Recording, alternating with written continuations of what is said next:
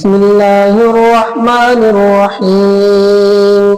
لا أقسم بهذا البلد وأنت حل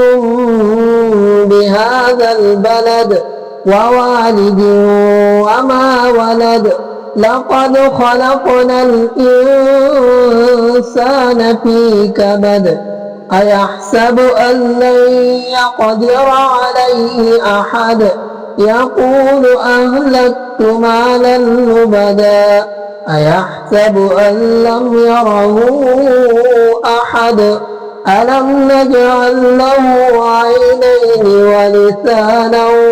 وشفتين وهديناه النجدين فلاقتحم العقبة وما أدراك ما العقبة فك رقبة أو إطعام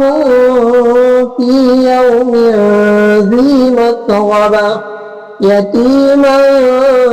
ذا مقربة أو مسكينا ذا متربة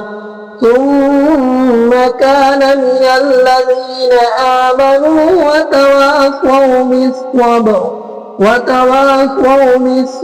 وتواصوا بالمرحمة أولئك أصحاب الميمنة والذين كفروا بآياتنا هم أصحاب المشأمة عليهم نار صدق الله العظيم.